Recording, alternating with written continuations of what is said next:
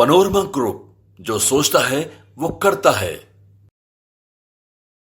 नमस्कार, भारत लाइव देख रहे हैं आप और ये गेम बड़ा है। बिहार की राजनीति के लिए आज से लगभग 48 से 72 घंटे की जो राजनीति है वो बेहद खास है, क्योंकि 72 घंटे के अंदर अंदर या यूं कहें कि 48 घंटे के अंदर ही भारतीय जनता पार्टी अपने बिहार में एनडीए गठबंधन के सीटों का अनाउंसमेंट कर देगी।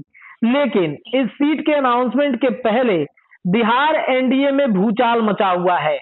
चिराग पासवान से लेकर उपेंद्र कुशवाहा तक सब शांत हैं, वो इंतजार कर रहे हैं मौके का।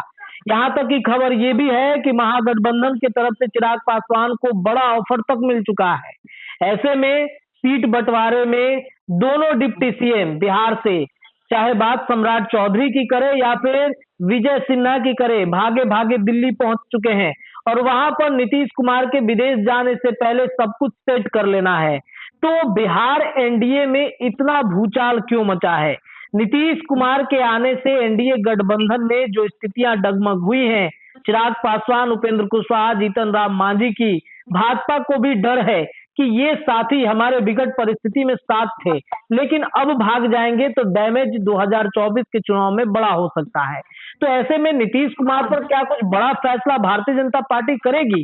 सीट कितने मिलेगी, इसको लेकर के क्या चर्चा चल रही है?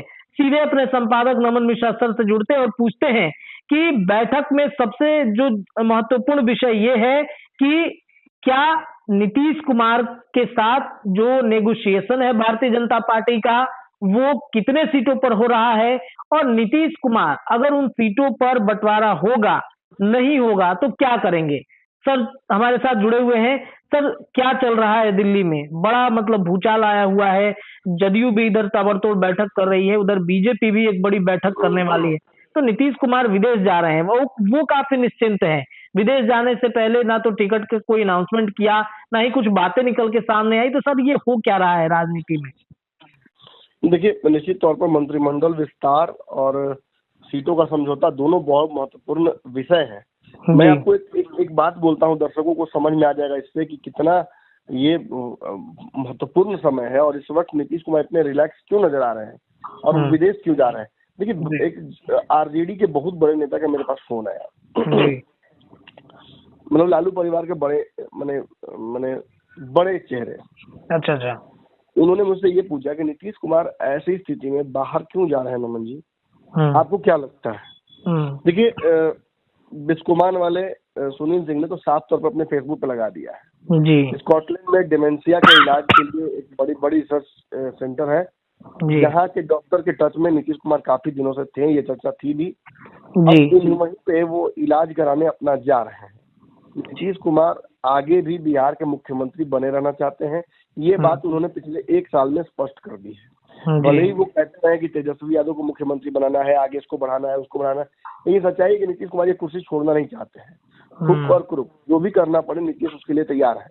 स्वास्थ्य भले ही साथ नहीं दे रहा हो, लेकिन उसके लिए भी लगातार वो अपने आप को स्वस्थ बनाए रखने के लिए अब पटना से स्कॉटलैंड तक लगातार जा रहे हैं। देखिए, अशोक चौधरी ने भी फेसबुक पर अपने हवा पानी देने की कोशिश की है कि एक बहुत बड़ा यहाँ पे म्यूजियम बनाया जाएगा, तारामंडल बनाया जाएगा, ये बनाया जाएगा, वो बनाया जाएगा।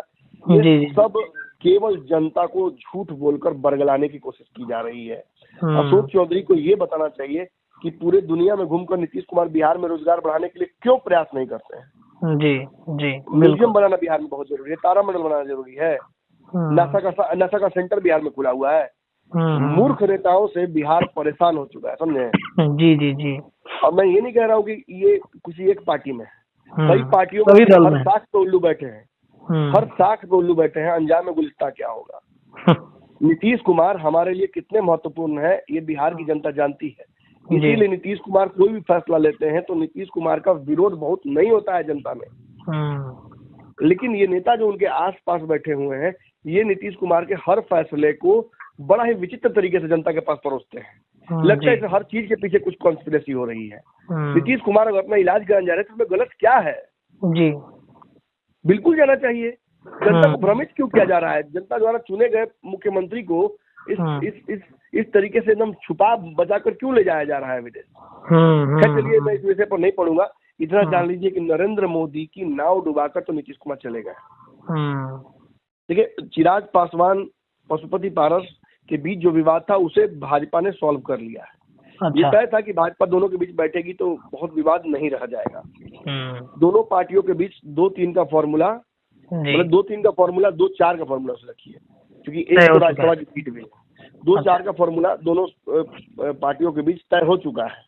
चिराग पासवान को भी इससे कोई दिक्कत नहीं है, पशुपति पारस भी इस पर रेडी है। उपेंद्र कुशवाहा को भी जो 1-2 सीटें मिलनी है वो भी लगभग तय है। उपेंद्र कुशवाहा जब तक जाने वाले नहीं है जी। रही बात अब मांझी जी की, तो मांझी जी को एक सीट मिलना है। अगर भाजपा वो सीट औरंगाबाद और गया में कंफ्यूज हो रही है, जो सीट उनके लायक होगी, जो उनके हिसाब से उचित होगी, वो उनको मिल जाएगी। वहाँ भी बहुत पेच नहीं है। पेच फंस जा रहा है, पेच एक्चुअली फंस रहा है जदयू की सीटों पर। जदयू कुछ नई सीटें मांग रही है, जिनमें वैशाली है, जमुई है और भी कुछ सीटें हैं। और जमुई की कुछ पुरानी सीटों पर आरएलएम यानी उपेंद्र कुशवाहा और चिराग पासवान की पार्टी का दावा है जी। बिल्कुल। इसमें से एक सीट तो जहानाबाद की सीट है, दूसरी सीट वाल्मीकि नगर है, इसी तरीके से पूर्णिया की सीट है और भी कोई सीटें जिन पर वो दावा कर रहे हैं। ऐसे में एक बड़ा सवाल ये खड़ा होता है कि क्या जो दावा है चिराग पासवान का, वहां पर नीतीश कुमार की बात माने हो जाएगी? क्या नीतीश कुमार ये बात मान जाएंगे? तो देखिए, जहाँ नीतीश कुमार ने एक बड़ी बात मान ली है, एक बड़ी शर्त जो नीतीश कुमार के सामने रखी गई थी भाजपा की तरफ से, कि वो अपनी सीटें कम रखें ताकि भाजपा ज्यादा से ज्यादा सीटों पर चुनाव लड़ सके। भाजपा ने एक रिपोर्ट भी नीतीश कुमार को दिया था बहुत पहले, और उस रिपोर्ट को रिपीट करके भी दिया कि आप जिन सीटों पर चुनाव लड़े थे उनमें कई सीटों पर आप बहुत कमजोर हैं। इस बार आप किसी गठबंधन से लड़ने जाइएगा, ये पेच आपके लिए फंस रहा है जी। तो क्यों ना आप कुछ कम सीटों पर लड़े और विनेबिलिटी एनडीए की बढ़ा दी जाए। वैसे भी आपको विधानसभा चुनाव से मतलब है, तो इसका मतलब ये होगा कि विधानसभा में इनकी सीटों को बढ़ाया जाएगा। विधानसभा में हो सकता है कि नीतीश कुमार को कुछ सीटें ज्यादा दे दी जाए। देखिए, विधानसभा में नीतीश कुमार को सीटें ज्यादा मिले या नहीं मिले, नीतीश कुमार को मुख्यमंत्री बनाए रखने का वादा जो किया है एनडीए ने, उसमें अगर कुछ मैंने घींच घाच न हो तो नीतीश बहुत आसानी से संतुष्टि से इस गठबंधन में रह सकते हैं। तो क्या है सर जी जी जी, एक वादा क्या किया गया है कि 2025 में भी आप ही मुख्यमंत्री रहेंगे, आगे भी गठबंधन में आप रहते हैं तो आगे भी आप ही मुख्यमंत्री रहेंगे? का तो कोई वैल्यू है नहीं भाई, ये तो जान लीजिए आप। नीतीश कुमार की पार्टी को बिहार के बाहर कुछ सीटें दी जा सकती हैं, जिन सीटों पर कहीं ना कहीं नंबर उनका पूरा हो जाएगा। बिहार में जो अंतिम खबर मुझे प्राप्त हुई है, हमने कहा था कि 12 से 15 मैंने कहा था, मुझे ये खबर मिली है कि नीतीश कुमार 14 सीटों पर लड़ने की रजामंदी देकर बाहर चले गए विदेश, कि 14 सीट मैं कर सकता हूँ, उससे कम मैं नहीं कर पाऊंगा। हालांकि 14 सीट पर भी कुछ प्रत्याशी भाजपा अपना देना चाहती है। भाजपा का ये कहना है कि भाई 3-4 हमारे लोगों को एकोमोडेट कर लीजिए, बाकी हम एडजस्ट कर लेंगे। यहाँ तक कि सीतामढ़ी से वापस सुनील पिंटू का नाम भाजपा आगे बढ़ा रही है। अच्छा, कि आप पुनः उनको दे दीजिए टिकट, हमें कोई दिक्कत नहीं है, या फिर वो सीट हमें दे दीजिए, हम चुनाव लड़ा लेते हैं उनको। यही थी, कई सीटों पर कुछ पेच फंस रहा है, जिसकी वजह से ये पूरा झमेला बना हुआ है। लेकिन नीतीश कुमार ने एक बात जरूर कह दी है, भाजपा अपनी सीटों को लेकर आश्वस्त रहे, उसमें कोई बहुत ज्यादा पेच नहीं है। अब रही बात, आप समझ गए होंगे कि मैंने बहुत कम ही इसमें गुंजाइश इधर उधर बच रही है विवाद का। मुझे लगता है कि नीतीश कुमार 14 सीटों पर अंत मान जाएंगे और भारतीय जनता पार्टी को भी कोई दिक्कत नहीं होगी कि 14 सीटें चलो अच्छा है। बाकी जो उनके सांसद होंगे या फिर बाकी अन्य जो सीटें 2019 की जदयू की थी, उस पे बीजेपी अपने कैंडिडेट खड़े करके लड़वा सकती है उनको। देखिए, 14 इनका जी, 18 सीटें भाजपा की 4 सीटें चिराग पासवान की जी, 2 सीट पशुपति पारस की।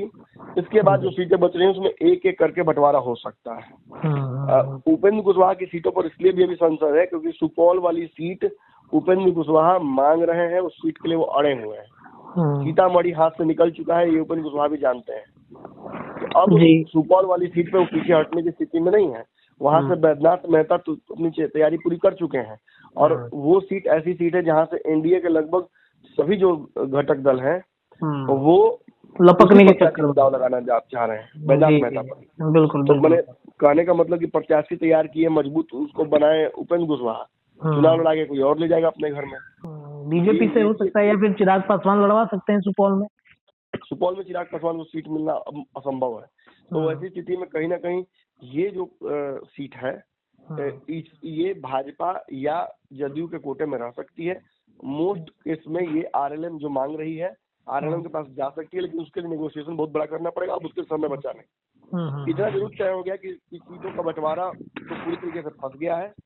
मंत्रिमंडल विस्तार पर भी अंतिम मुहर नहीं लग पाई। यानी अब बिहार सरकार भले ही भाजपा चला रही हो लेकिन बिहार सरकार के मंत्रियों की जो लिस्ट है वो फैसले नीतीश कुमार करेंगे।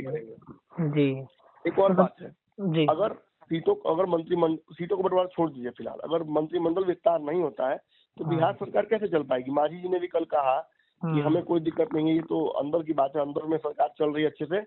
लेकिन ये सच बात है कि सरकार की स्ट्रेंथ इतनी बड़ी है, चुनाव माथे पर है लोकसभा, ऐसे में इतने सारे विभाग जो निगरानी से लेकर निर्वाचन तक, जब इसके नेता ही वहाँ नहीं मौजूद रहेंगे जी, गृह मंत्रालय ही चलाने वाला व्यक्ति नहीं रहेगा, आखिर यहाँ के फैसले कैसे लिए जाएंगे जी। क्या ब्यूरोक्रेट्स के भरोसे बिहार की सरकार चलेगी? एक बड़ा सवाल खड़ा हो रहा है ना। बिल्कुल। और अगर भाजपा के लोग अगर नीतीश के पीछे कोई फैसला लेते हैं तो आप ये भी जानते हैं कि उन फैसलों की अहमियत क्या रहेगी।